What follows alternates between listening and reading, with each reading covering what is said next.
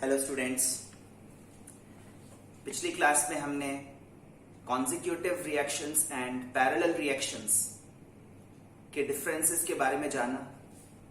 What are consecutive reactions and what are simultaneous और parallel reactions की हमने समझा। इनसे रिलेटेड क्वेश्चंस की स्टोइशियोमेट्री कैसे हैंडल करेंगे उसके बारे में बात करी। उससे पहले हमने लिमिटिंग रिएक्टेंट्स का डिस्कशन कंप्लीट किया। लिमिटिंग रिएक्टेंट्स आइडेंटिफाई करने के मेथड्स जाने।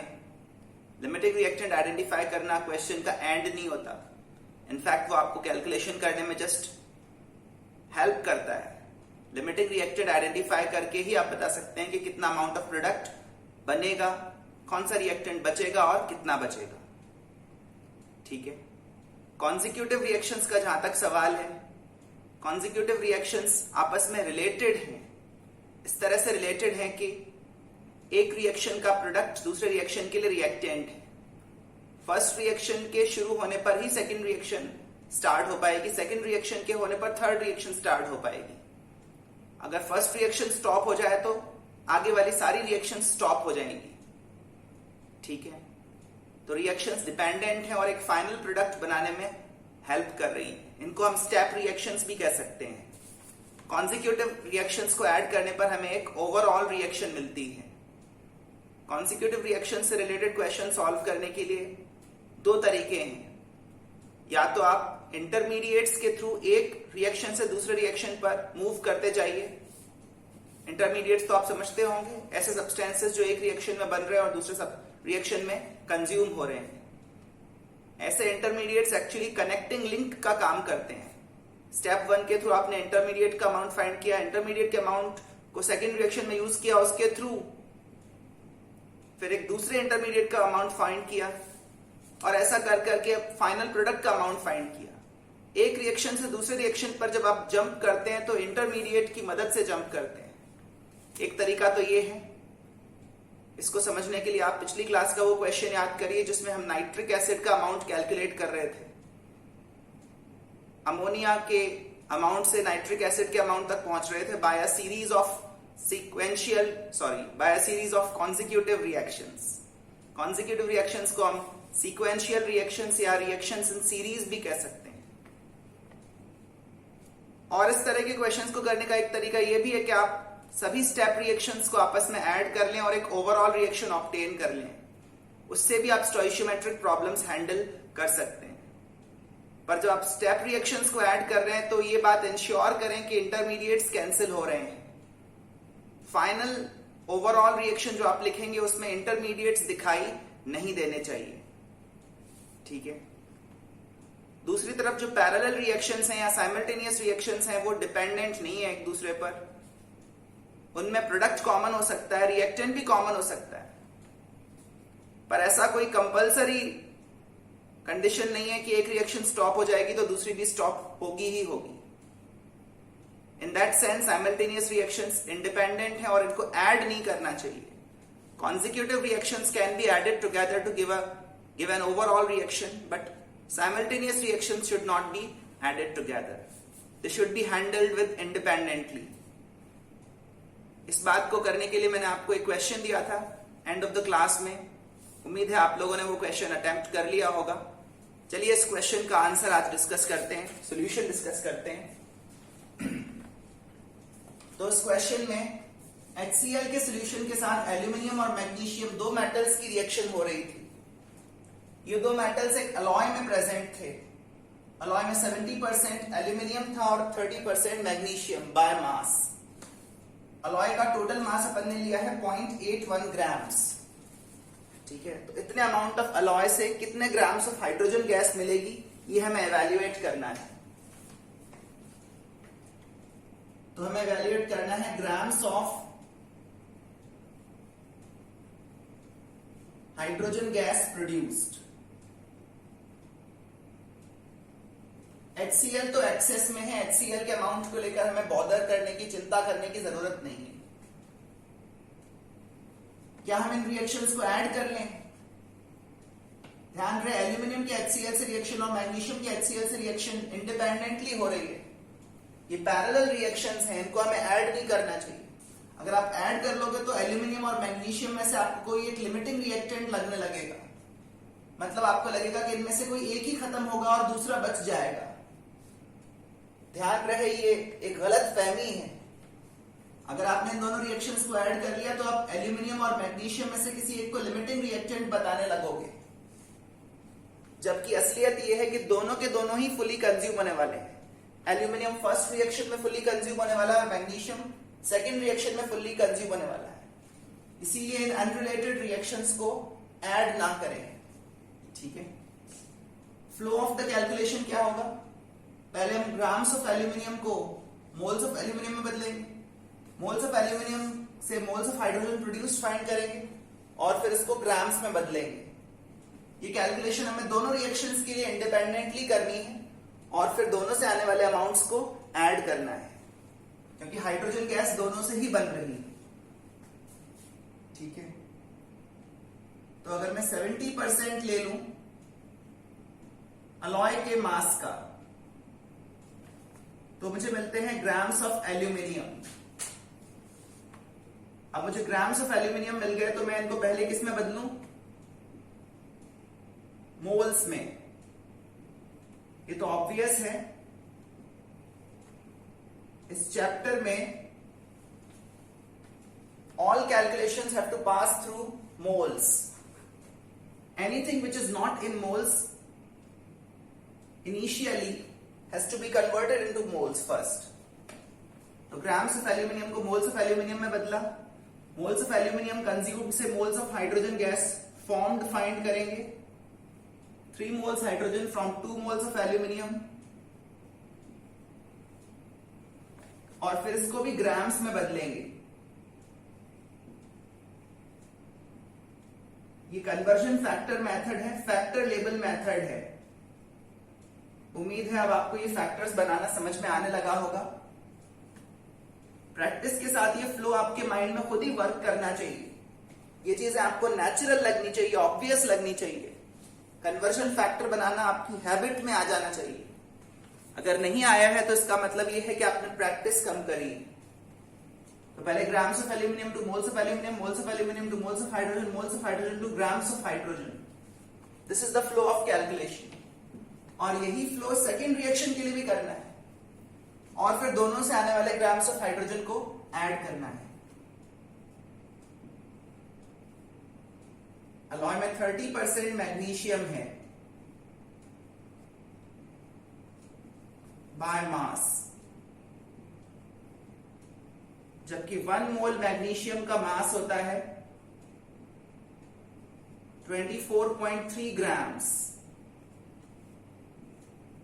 ये आ गया मास ऑफ मैग्नीशियम। इसको बदल दिया, सॉरी मोल्स ऑफ मैग्नीशियम आ गया। अब इसको बदलेंगे मोल्स ऑफ हाइड्रोजन में। हाइड्रोजन और मैग्नीशियम दोनों का कोफिशिएंट 1 है बैलेंस्ड इक्वेशन में। इसका मतलब 1 मोल मैग्नीशियम के कंजम्पशन से 1 मोल हाइड्रोजन गैस बनती है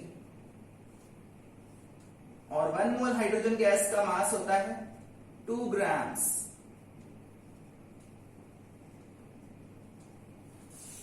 grams of magnesium to moles of magnesium, moles of magnesium से moles of hydrogen, moles of hydrogen से ग्राम्स ऑफ हाइड्रोजन। तो ये दो इंडिपेंडेंट कैलकुलेशंस हैं, ये रिएक्शन फर्स्ट से, ये सेकंड रिएक्शन से। दोनों रिएक्शंस के अपने इंडिपेंडेंट कॉन्ट्रीब्यूशंस हैं और फिर हमें उन दोनोको ऐड करना है। चलिए करते हैं ऐड। 81 और 27 में म्यूचुअल कैंसिलेशन हो सकता है। आप देखिए ये तो 7/10 है। 81 divided by 27 is 3 into 10 to the power -2। वहां से 3/2 और 2 का फैक्टर आ रहा है। सेकेंड कैलकुलेशन में आप देखिए 10 इसमें मर्ज करेंगे तो 8.1 हो जाएगा, 3 से मल्टीप्लाई करेंगे तो 24.3 हो जाएगा।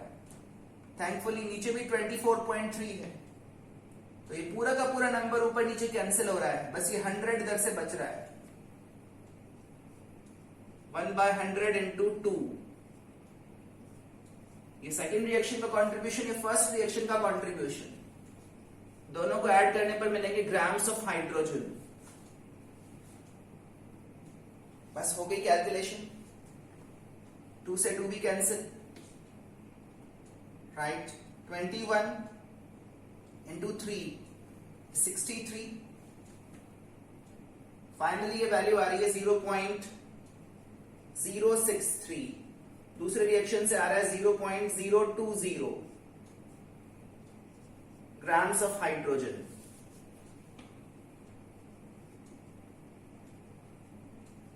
So total mass of hydrogen gas produced is 0.083 grams। इसमें 0.063 ग्राम फर्स्ट रिएक्शन का कंट्रीब्यूशन है, 0.020 सेकेंड रिएक्शन का कंट्रीब्यूशन है। ठीक है, तो इस तरह से हम पैरेलल रिएक्शंस को हैंडल कर सकते हैं इंडिपेंडेंटली।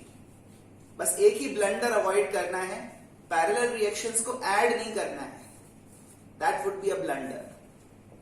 ठीक है, चलिए कुछ और प्रॉब्लम्स देखते हैं मल्टीपल रिएक्शंस से रिलेटेड। ऐसे क्वेश्चंस जिनमें सिस्टम में एक से ज्यादा रिएक्शंस हो रही हैं at the same time.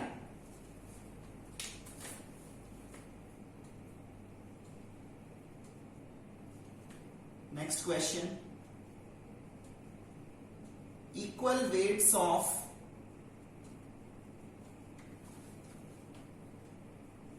phosphorus and oxygen, equal weights of phosphorus and oxygen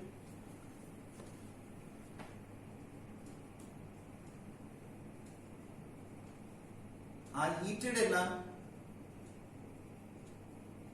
closed vessel। phosphorus और oxygen का इक्वल मास लिया गया, एक क्लोज्ड वेसल में उनको हीट किया गया,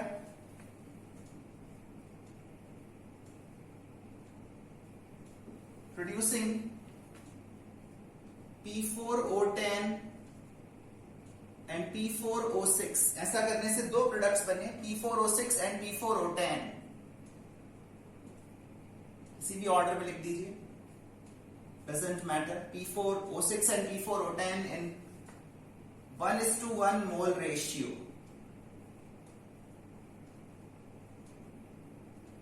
P4O6 और P4O10 1:1 मोल रेशियो में बने, मतलब सेम मोल्स में बने। फॉस्फोरस और ऑक्सीजन की रिएक्शन से P4O6 भी बना और P4O10 भी बना। ये दोनों अलग अलग रिएक्शंस में बने हैं। P4O6 के फॉर्मेशन की रिएक्शन अलग है, P4O10 के फॉर्मेशन की रिएक्शन अलग है, लेकिन क्वेश्चन ने आपको ये भी बताया है कि ये दोनों इक्वल मोल्स में बन रहे हैं, 1:1 के रेशियो में बन रहे हैं। ठीक है, if the limiting component is exhausted,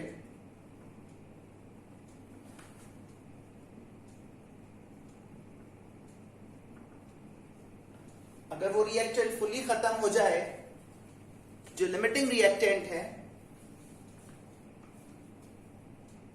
find what fraction of which component is left over. Phosphorus और ऑक्सीजन में से कौन बचा और कितना फ्रैक्शन बचा।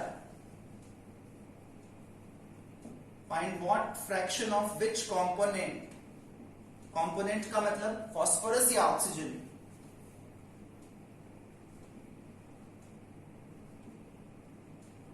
Is left over. इनमें से कौन बचा और ओरिजिनल अमाउंट का कितना फ्रैक्शन बचा, ये हमें फाइंड करना है। ट्राई करिए, वीडियो पॉज करके क्वेश्चन को समझिए, अपना एक अटेम्प्ट देना जरूरी है। ठीक है, फॉस्फोरस एंड ऑक्सीजन रिएक्ट करके P4O6 बना रहे हैं, P4O10 बना रहे हैं, 1:1 मोल रेशियो में बना रहे हैं। लिमिटिंग रिएक्टेंट पूरी तरह खत्म हो गया, तो पहले तो ये पहचानना पड़ेगा कि लिमिटिंग रिएक्टेंट कौन है, उससे ये पता चल जाएगा कि कौन बचा, और जो बचा वो ओरिजिनल अमाउंट का कितना फ्रैक्शन बचा, 1/10 बचा, 1/3 बचा, 1/100 फ्रैक्शन बचा, ये हमें बताना है। चलिए ट्राई करते हैं क्वेश्चन। इस क्वेश्चन में एक्चुअली साइमल्टेनियस रिएक्शंस हो रही हैं, पैरेलल रिएक्शंस हो रही हैं। नेचुरली अकरिंग फास्फोरस P4 के फॉर्म में होता है, ठीक है। वैसे अगर आप सिर्फ P लिखोगे तो भी क्वेश्चन सॉल्व हो जाएगा। P लिख रहे हो, P4 लिख रहे हो, उससे क्वेश्चन का आंसर चेंज नहीं होगा। तो इस सिस्टम में भी दो रिएक्शंस हो रही हैं, एक P4O6 के फॉर्मेशन की रिएक्शन और एक P4O10 के फॉर्मेशन की रिएक्शन, ठीक है।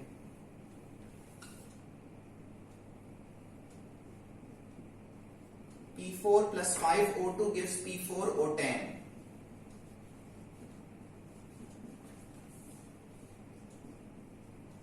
वैसे तो ये पैरेलल रिएक्शंस हैं, लेकिन क्योंकि क्वेश्चन ने कहा है कि ये 1:1 मोल रेशियो में बन रहे हैं, मतलब अगर इसका 1 मोल बनता है तो इसके 1 मोल बनेंगे, जितने मोल्स P4O6 के बनेंगे उतने ही मोल्स P4O10 के बनेंगे।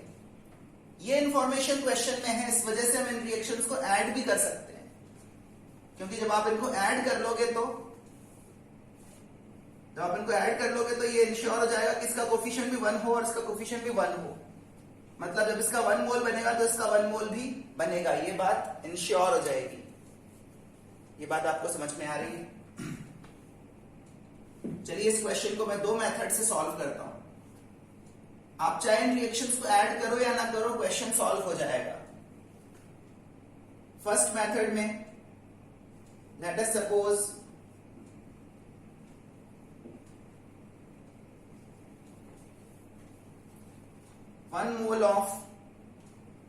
one mole each of P4O6 and P4O10 is formed. आपको 1 मोल लेने में गलत लग रहा है, अच्छा नहीं लग रहा है, तो आप x मोल भी ले सकते हो, एक अननोन क्वांटिटी भी ले सकते हो, तब भी क्वेश्चन का आंसर सेम ही आएगा। 1 एक सिंपल नंबर है, इसलिए मैं 1 मोल अज्यूम कर रहा हूं। इन दोनों का अमाउंट 1 मोल बना, ठीक है। अगर ये 1 मोल बना है तो इसका मतलब 1 मोल P4 और 3 मोल O2 कंज्यूम हुआ होगा, और अगर ये 1 मोल बना है तो इसका मतलब 1 मोल P4 and 5 mole O2 further consume हुए होंगे, ठीक है। इसका मतलब total 2 mole P4 and 8 mole O2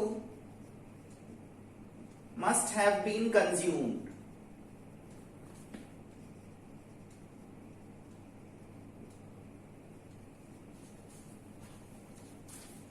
यहां पर 1 मोल बनाने के लिए इसका 1 मोल और ऑक्सीजन का 3 मोल कंज्यूम होना कंपलसरी है। P4O10 1 मोल बनाने के लिए P4 का 1 मोल और O2 का 5 मोल कंज्यूम होना कंपलसरी है, ठीक है। तो total 2 mole P4 and 8 mole oxygen gas consume हो जाएगी। इसको अब बदलते हैं मास में।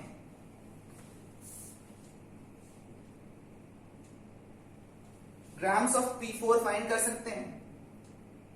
इसको अगर मैं मल्टीप्लाई कर दूं P4 के मोलर मास से, फास्फोरस एटम का मास होता है 31 AMU, 4 से मल्टीप्लाई किया तो 124 ग्राम्स पर मोल।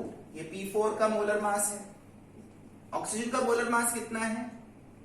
32 ग्राम्स पर मोल। मैं चाहूंगा आप इन नंबर्स को मल्टीप्लाई करें। मोल्स को मोलर मासेस से मल्टीप्लाई करने पर ग्राम्स मिलेंगे। तो फास्फोरस के ग्राम्स कितने मिल रहे हैं? 248 ग्राम्स P4,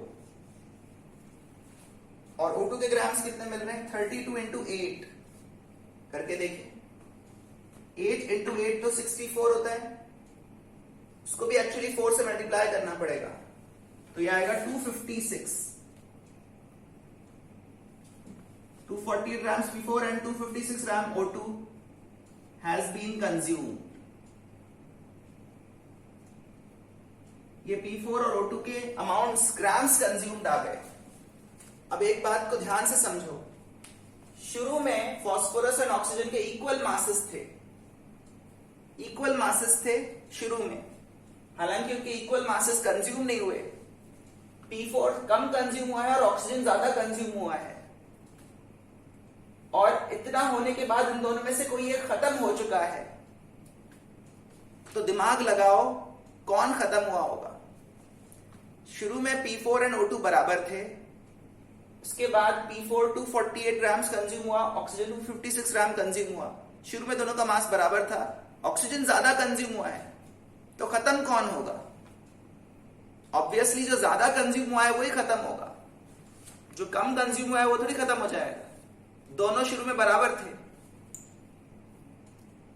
जैसे दो फ्रेंड्स के बैंक अकाउंट में मान लो बिगिनिंग ऑफ द मंथ में सेम अमाउंट ऑफ मनी रहा हो, दोनों के अकाउंट में मान लो 1 लाख रुपीज रहे हो, तो किसका अकाउंट पहले खाली हो जाएगा?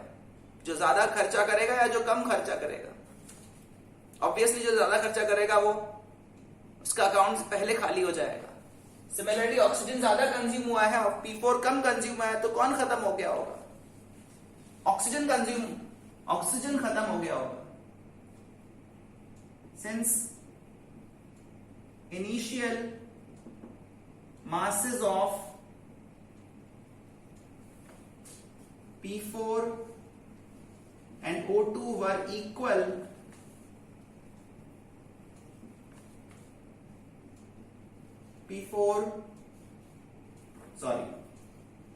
oxygen must be fully consumed.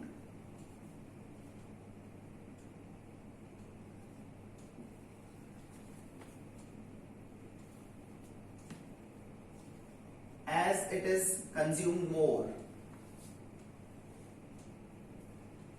Oxygen का मास ज्यादा खत्म हुआ है तो ऑक्सीजन ही फुली कंज्यूम हुआ होगा। क्वेश्चन ने बोल दिया है कि एक कंपोनेंट तो खत्म हो गया है, तो ऑब्वियसली वही खत्म हुआ होगा जिसका ज्यादा ग्राम कंज्यूम हो गया है। O2 is the limiting reactant.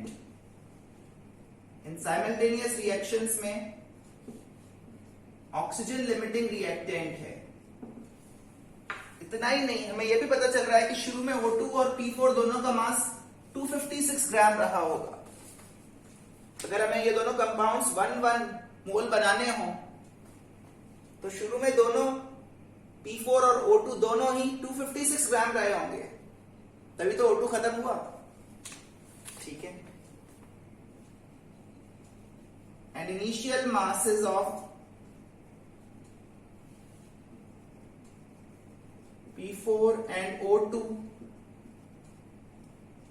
initial mass of P4 and O2 was how much? 256 grams. उस 256 ग्राम्स में से 248 ग्राम्स P4 खत्म हो गया है, तो कितना बचा है? 8 grams of P4. P4 is the excess reactant is remaining. 8 gram P4 अभी भी बचा है, तो कितना फ्रैक्शन बचा है? What fraction of which component is left over? 8 ग्राम बचा है 256 ग्राम में से। मास फ्रैक्शन या simply fraction of phosphorus remaining,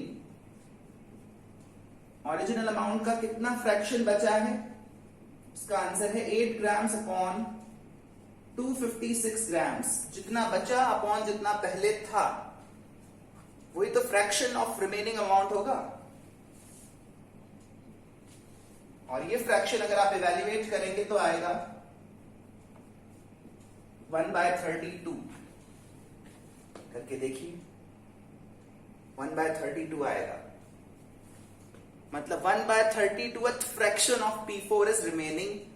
31/32th fraction of P4 has been consumed, whereas oxygen has been fully consumed. Oxygen 100% खत्म हो चुका है।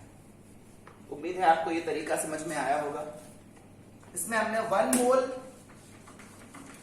P4O6 एंड P4O10 बन रहे ऐसा माना था। अगर कुछ और मानते तो भी आंसर सेम रहता। अगर आपको 1 मोल पर एतराज है तो आप x मोल मान लो। अगर आप यहां x मोल मानोगे तो ये अमाउंट 2x आएगा और ये अमाउंट 8x आएगा। ये अमाउंट 248x आएगा और ये अमाउंट 256x आएगा। आप चेक करके देख लेना। अगर आपने x mole P4O6 and x mole P4O10 माना तो यहां 2x, यहां 8x, यहाँ 248x, यहाँ पर 256x, यहाँ ऊपर 8x और यहाँ नीचे 256x।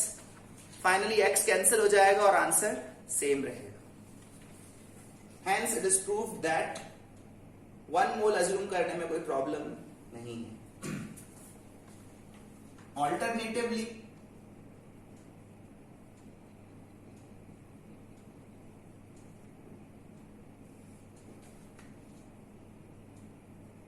we can add both reactions.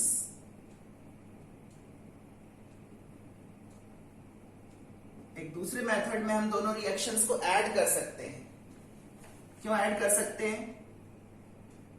As P4O6 and P4O10 are formed in 1:1 mole ratio. ध्यान रहे ये रिएक्शंस वैसे तो पैरेलल रिएक्शंस हैं, लेकिन क्योंकि क्वेश्चन ने दिया है कि ये 1:1 रेशियो में बन रहे हैं, इसीलिए हम इनको ऐड कर रहे हैं। अगर क्वेश्चन में ये इंफॉर्मेशन नहीं होती तो हम इन रिएक्शंस को ऐड नहीं करते, क्योंकि ये पैरेलल रिएक्शंस हैं। ये एक ओवरऑल रिएक्शन का पार्ट नहीं है।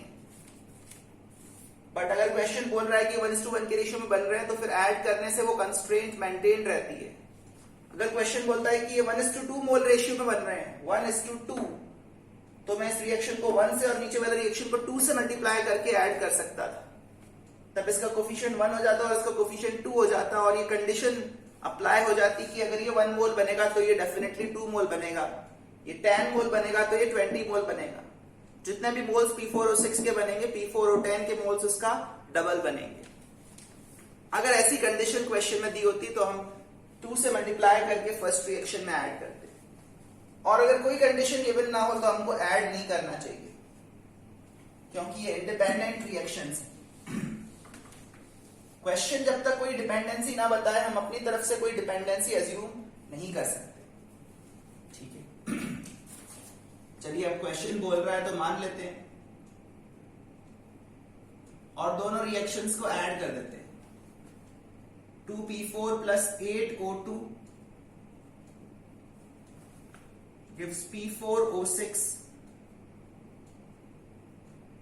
and P4O10। अब तो ये कंस्ट्रेंट अप्लाई हो गई कि ये 1:1 मोल रेशियो में बनेंगे। शुरू में P4 और O2 के मासेस इक्वल हैं, पता नहीं कितने हैं, लेट अस अज्यूम कि वो W ग्राम्स हैं। ठीक है ना, ये इनिशियल मासेस हैं।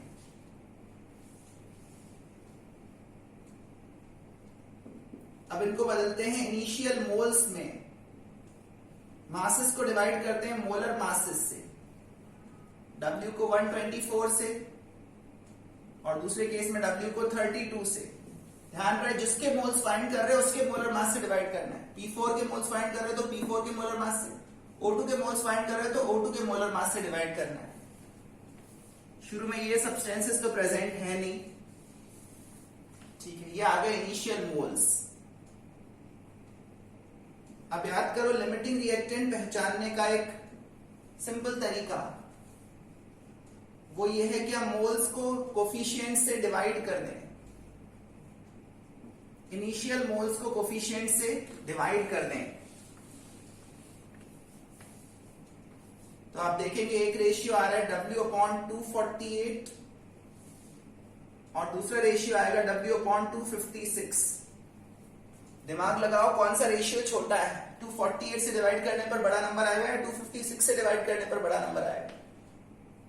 ऑब्वियसली 248 से डिवाइड करने पर बड़ा नंबर आएगा, 256 से डिवाइड करने पर स्मॉलर रेशियो आएगा। और जिस रिएक्टेंट के कोरेस्पॉन्डिंग लीस्ट रेशियो आता है वही रिएक्टेंट क्या होता है? Limiting reactant. तो ये क्लियर हो गया कि ऑक्सीजन इस रिएक्शन का लिमिटिंग रिएक्टेंट है।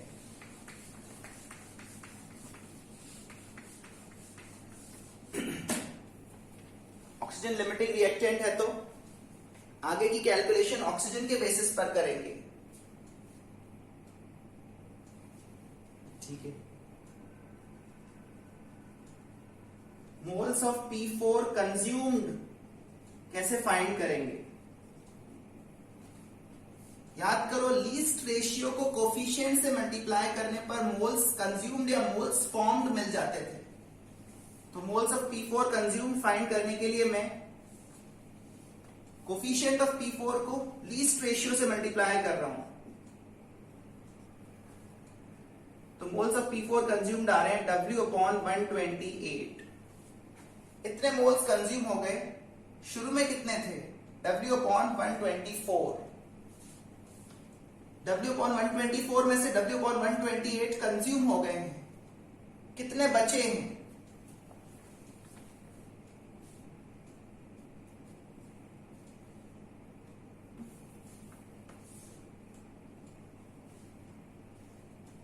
कितने मोल्स ऑफ P4 बचे हैं वो सब्ट्रैक्शन से मिलेगा,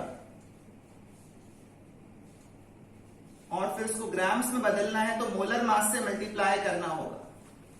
अब जो मैं लिख रहा हूं उसको ध्यान से समझो। W/124 मोल्स P4 के थे शुरू में, W/128 कंज्यूम हो गए, तो बचे कितने? W/124 minus W/128। ये तो मोल्स रिमेनिंग हैं। इसको मास में कैसे बदलें? उसके लिए आप मोलर मास से मल्टीप्लाई करें। मोल्स को मोलर मास से मल्टीप्लाई करोगे तो मास मिलेगा। यहां से आप देखोगे फाइनली आपको जो वैल्यू मिलेगी वो W/32 होगी। आप इवैल्यूएट करके देखें, W/32 होगी। फ्रैक्शन ऑफ P4 रिमेनिंग यहां से मिल रहा है। WP4 लेकर चले थे शुरू में और W/32 बचा है, तो कितना फ्रैक्शन बचा है? 1/32। W ग्राम्स P4 शुरू में लिया था और अब W/32 ग्राम्स बचा है, तो शुरू के मुकाबले कितना रह गया है? 1/32। 1/32 फ्रैक्शन रिमेनिंग है। उम्मीद है आपको ये दोनों मेथड समझ में आए होंगे। स्लाइटली चैलेंजिंग क्वेश्चन है, क्वेश्चन की लैंग्वेज को समझना इंपॉर्टेंट है, उसके बाद क्वेश्चन किया जा सकता है।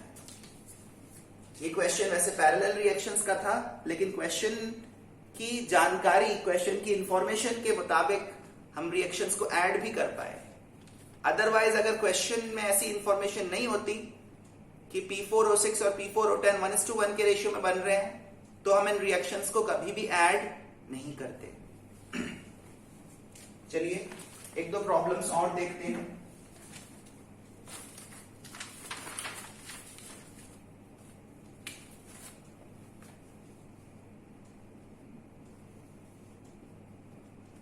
From the following reactions,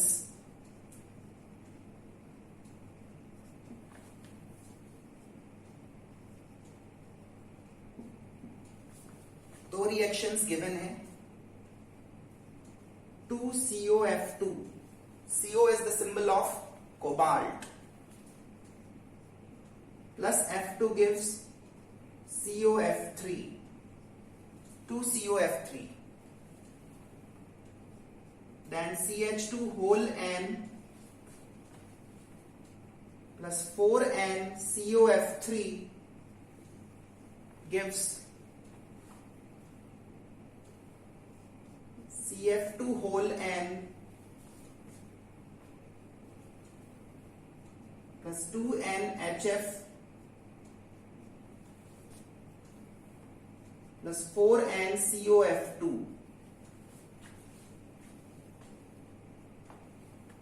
ये N एक होल नंबर है और एक पॉलीमर जैसे यूनिट को रिप्रेजेंट कर रहा है।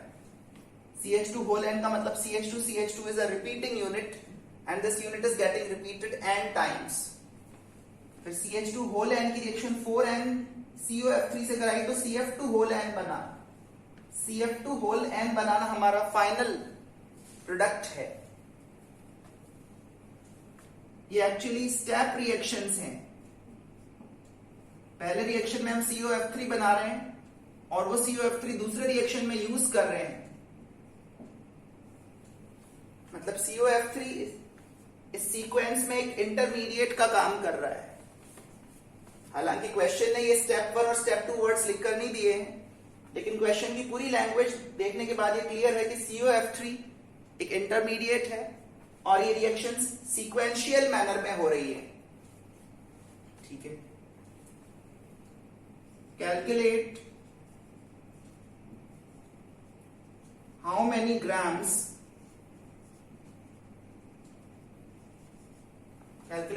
Grams of fluorine F2 would be required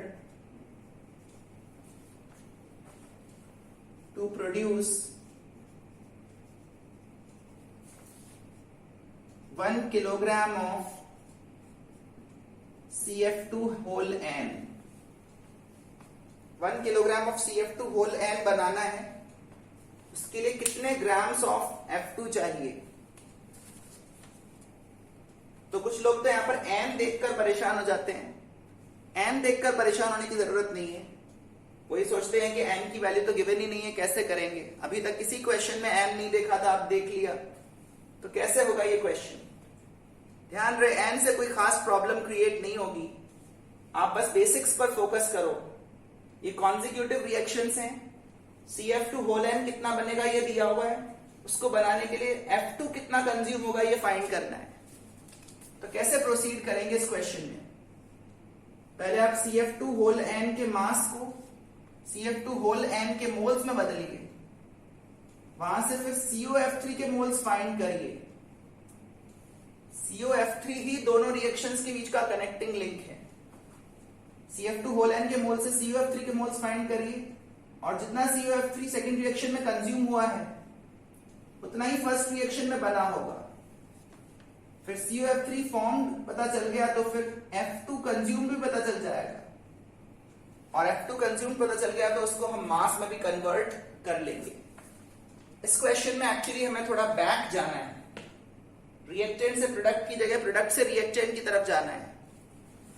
और ये तो हम जानते हैं कि स्टोइशियोमेट्री में रिएक्टेंट से product as well as product से रिएक्टेंट अमाउंट्स रिलेट किए जा सकते हैं। Moles formed and moles consumed को हम रिलेट कर सकते हैं। ट्राई करिए ये क्वेश्चन।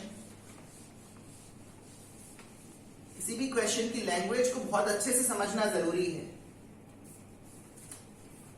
पहली बार में इंटरप्रेट नहीं हो पा रही तो 2 बार पढ़ना समझना जरूरी है। और क्वेश्चन से डरना नहीं है। क्वेश्चन को करने की पहली शर्त यह है कि क्वेश्चन को आप ना तो बहुत डिफिकल्ट समझें और ना ही बहुत इजी। क्वेश्चन को रिस्पेक्ट करें। ठीक है, क्वेश्चन से डर जाओगे तो भी क्वेश्चन नहीं होगा, और क्वेश्चन को अंडर एस्टिमेट करोगे तो भी गलती हो जाएगी। चलिए सॉल्व करते हैं क्वेश्चन। फ्लो बहुत ही क्लियर है। Mass of CF2 whole n से moles, moles of CF2 whole n से moles of COF3, moles of COF3 से moles of F2, moles of F2 से मास ऑफ F2। चलिए ये फ्लो इंप्लीमेंट करते हैं। ग्राम्स ऑफ फ्लोरीन कंज्यूम्ड हमें find करना है।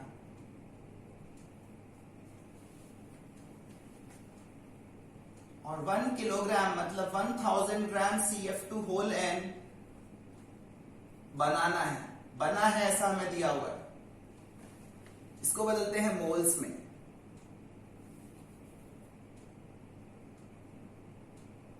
One mole CF2 whole n का मास कितना होगा? उसके लिए पहले आप CF2 का मास फाइंड करिए। फ्लोरीन का एटॉमिक मास 19 और कार्बन का एटॉमिक मास 12 AMU है। CF2 का मास फाइंड किया तो 38 + 12 50 आएगा, और बाहर n लगा हुआ है, इसका मतलब 50n grams of CF2 whole n।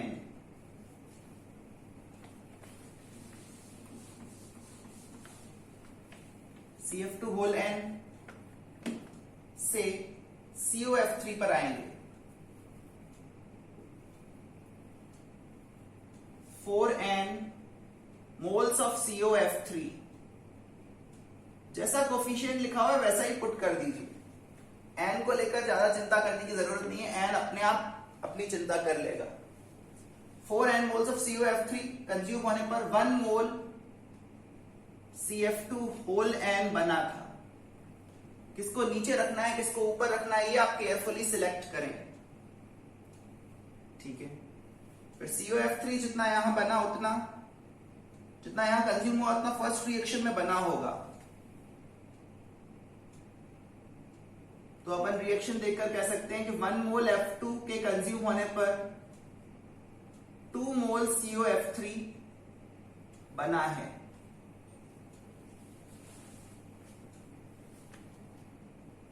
तो grams of CF2 whole n से moles of COF2 whole n, moles of CF2 whole n से moles of COF3, moles of COF3 से मोल्स ऑफ F2, और मोल्स ऑफ F2 से अब हम find करेंगे grams of F2। जबकि हम जानते हैं कि 1 मोल F2 का मास होगा 38 ग्राम्स। मोल से मोल भी कैंसिल। बस अब डिफिकल्ट पार्ट हो गया है। इस क्वेश्चन में आप फैक्टर लेबल मेथड का इंपॉर्टेंस समझ सकते हैं। एक डिफिकल्ट लगने वाली कैलकुलेशन हमने एक लाइन में कर दी है। अब बस यहां से नंबर्स उठाकर इवैल्यूएट करना है। जो जो नंबर्स जैसे जैसे दिख रहे हैं उनको बस वैसे ही पिक कर लो।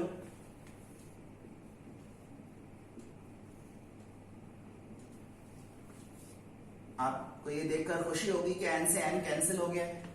यहां नीचे 100 आ रहा है, वो यहां से कैंसिल हो जाएगा। 4 को 38 से मल्टीप्लाई करोगे तो 152 आएगा। फाइनली ये बचेगा 1520 grams fluorine. These are the grams of fluorine consumed. 1.52 grams of fluorine would be consumed. तो हो गया क्वेश्चन। देखने में डिफिकल्ट लग सकता था, लेकिन अगर क्वेश्चन से हम डरे नहीं, सही सही समझें और फैक्टर लेवल मेथड की पावर को समझें तो ये क्वेश्चन हो जाता है, ज्यादा मुश्किल नहीं आता। चलिए एक और क्वेश्चन देखते हैं।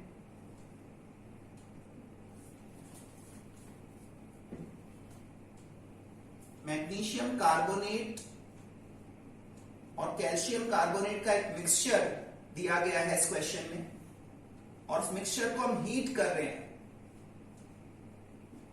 मैग्नीशियम कार्बोनेट को हीट करें या कैल्शियम कार्बोनेट को हीट करें, दोनों ही कार्बोनेट्स हीट करने पर डिकम्पोज हो जाते हैं और बनाते हैं oxide and carbon dioxide. Magnesium oxide, carbon dioxide, calcium oxide, carbon dioxide. तो मैग्नीशियम कार्बोनेट और कैल्शियम कार्बोनेट का एक मिक्सचर इस क्वेश्चन में हमें कंसीडर करना है। उसको हीट किया गया है, ऐसा करने से डिकम्पोजिशन हो रहा है, कार्बन डाइऑक्साइड गैस रिलीज हो रही है, इवॉल्व हो रही है। इन रिएक्शंस को आप क्या बोलोगे? पैरेलल रिएक्शंस या sequential reactions? They are definitely parallel reactions. इनमें से एक रिएक्शन रुक भी जाए, कंप्लीट भी हो जाए, तो भी दूसरी रिएक्शन होती रह सकती है। इससे पिछले वाले क्वेश्चन में जो हमने CF2 होल n की फॉर्मेशन देखी, वो सीक्वेंशियल रिएक्शंस थी, और ये रिएक्शंस कैसी हैं? Parallel reactions, independent reactions. ठीक है। इसके अलावा क्वेश्चन में हमें दिया है कि if a 24 gram mixture of magnesium carbonate and calcium carbonate produces 12 gram of carbon dioxide। पूरे मिक्सचर के डिकम्पोजिशन से 12 ग्राम of carbon dioxide बनती है। Upon decomposition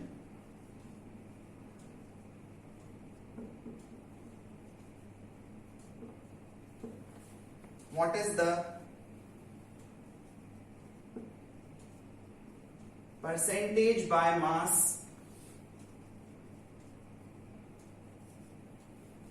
of magnesium carbonate in the original sample?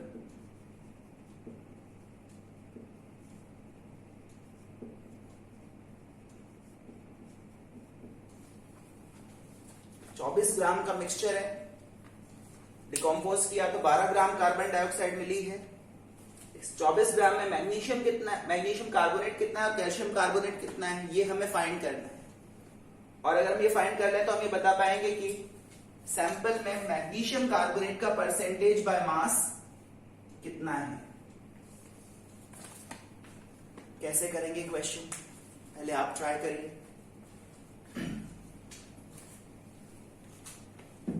ये साइमल्टेनियस रिएक्शंस हैं।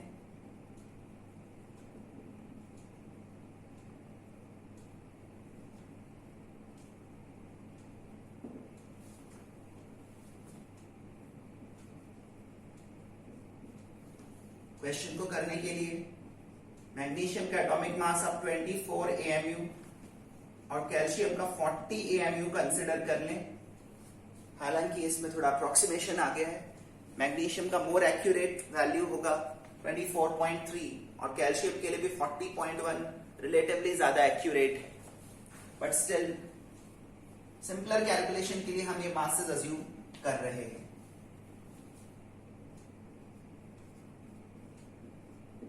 अगर मैं assume कर लूं कि सैंपल में मैग्नीशियम कार्बोनेट x ग्राम है तो कैल्शियम कार्बोनेट कितना होगा, ऑब्वियसली 24 माइनस x ग्राम। अब इन ग्राम्स को किसमें बदलना चाहिए, मोल्स में।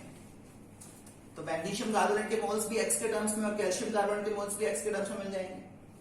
फिर इनसे CO2 कितना बनेगा और CaCO3 से CO2 कितना बनेगा, ये भी x के टर्म्स में मिल जाएगा। फिर CO2 के मोल्स को हम मास में बदल लेंगे, मोलर मास से मल्टीप्लाई करके, और 12 के इक्वेट कर देंगे। किसके इक्वेट कर देंगे, 12 के। यहां से जो इक्वेशन मिलेगी उसकी मदद से हम x फाइंड कर पाएंगे। तो आपको ये फ्लो समझ में आ रहा है। इन दोनों के मोल्स फाइंड करेंगे, इन दोनों के मोल से CO2 के मोल्स, CO2 के मोल से CO2 का मास, और CO2 का जो मास आएगा उसको 12 के इक्वेट कर देंगे। Hence we will be able to get the value of x। तो ये हमारा तरीका रहेगा। चलिए जो सोचा है इसको इम्प्लीमेंट करते हैं। जब भी आप किसी क्वेश्चन को सॉल्व करना स्टार्ट करें तो इनिशियल 2-3 स्टेप्स तो एटलीस्ट आपके माइंड में क्लियर होना चाहिए कि मैं कैसे कैसे करने वाला हूं। ठीक है,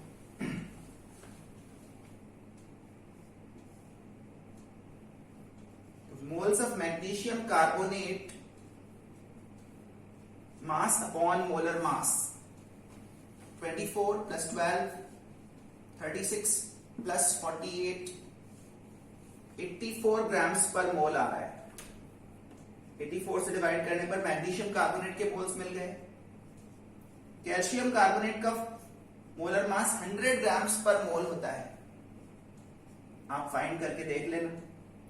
तो 24 माइनस x को मैंने 100 से डिवाइड किया, ये कार्बोनेट्स के मोल्स मिल गए।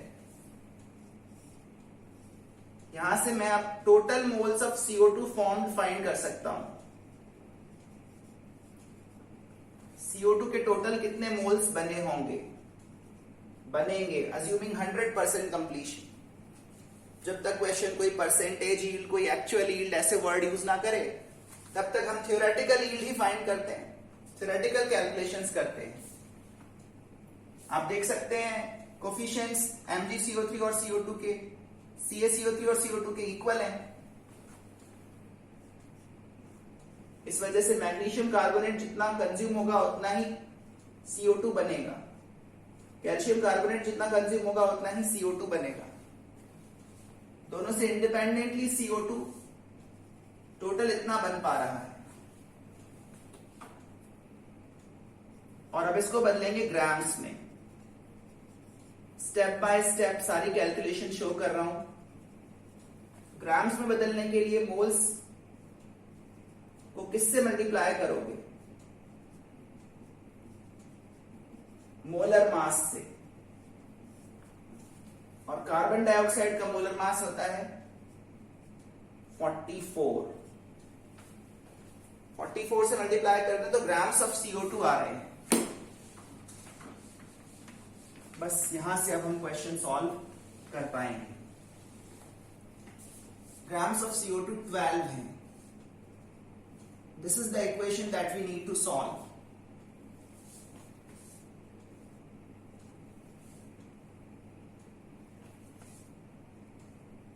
x upon 84 minus x upon 100, 24 by 100 को लिख सकते हैं 0.24, बाहर है 44, 4 से कैंसिल कर सकते हैं, ये 3 टाइम्स और ये 11 टाइम्स कैंसिल होगा। ये सब इक्वेशन सॉल्विंग है। इन दोनों में अगर एलसीएम ले तो 16x अपॉन 8400 आ जाएगा।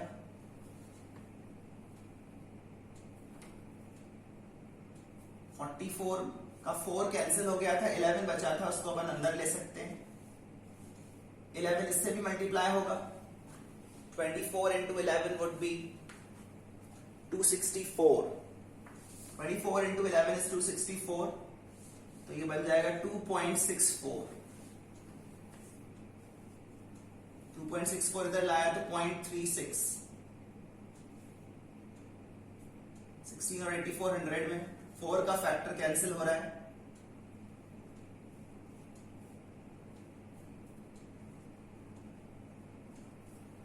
$2100, 21 into 36 upon 44, this is the value of x, 4 से कैंसिल हो रहा है, 9 by 11, 21 into 9 is 189 upon 11 grams, तो ये है मास ऑफ मैग्नीशियम कार्बोनेट।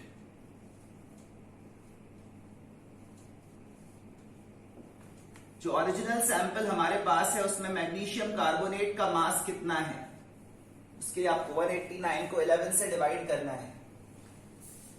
करिए डिवाइड, 17.2 ग्राम्स आएगा approximately. Out of 24 grams of mixture 17.2 grams of magnesium carbonate है। यहां से हम फाइंड कर सकते हैं मास परसेंटेज।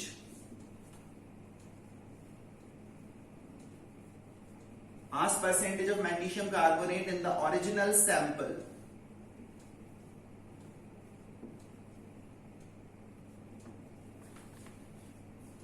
मैग्नीशियम कार्बोनेट के मास को टोटल मास से डिवाइड किया, 100 से मल्टीप्लाई किया, ठीक है, 1720 upon 24. This is an approximate calculation.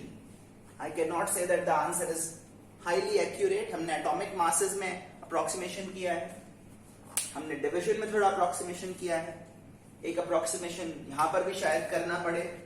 4 से कैंसिल किया तो 6 टाइम्स गया, ये 4 से कैंसिल किया तो 430 टाइम्स कैंसिल हुआ। अल्टीमेटली ये 215/3 आ रहा है। 215/3 मतलब लगभग 72%, 71.7%, ठीक है। तो ये मैग्नीशियम कार्बोनेट का परसेंटेज बाय मास है। कैल्शियम कार्बोनेट का परसेंटेज बाय मास कितना हो गया? 28.3%. So this is the required answer of the question. तो आज जो क्वेश्चंस हमने किए ये सभी क्वेश्चंस पैरेलल रिएक्शंस या सीक्वेंशियल रिएक्शंस पर बेस्ड थे। उम्मीद है आपको ये प्रॉब्लम सॉल्विंग समझ में आई होगी। मोल एंड स्टोइशियोमेट्री वाला पार्ट यहाँ पर कंप्लीट हो गया है। इसका मतलब ये नहीं है कि स्टोइशियोमेट्रिक एप्लीकेशंस और मोल के एप्लीकेशंस आगे नहीं आएंगे। इनफैक्ट मोल का एप्लीकेशन तो आगे लगभग हर चैप्टर में आएगा, और अगला सेक्शन जो हम पढ़ेंगे उसमें तो डेफिनेटली आएगा ही आएगा। स्टोइशियोमेट्रिक कैलकुलेशंस भी आपको ऑलमोस्ट हर चैप्टर में करने पड़ेंगे। मोल एंड स्टोइशियोमेट्री केमिस्ट्री का बेसिक चैप्टर है, ये आपको केमिस्ट्री में कैलकुलेशंस करना सिखाता है। उम्मीद है आपने ये कैलकुलेशंस करना सीखा है। अगली क्लास में हम कॉन्सेंट्रेशन यूनिट्स की बात करेंगे। Molarity, molality, mole fraction, percentage by mass, ये क्वांटिटीज क्या हैं और इनसे किसी सॉल्यूशन की कॉम्पोजिशन हम कैसे डिफाइन करते हैं, ये हम नेक्स्ट क्लास में जानेंगे। इनसे रिलेटेड कुछ बेसिक क्वेश्चंस करेंगे। Then we will move on to the next chapter which is the structure of atoms. आज के लिए इतना ही. Thank you very much.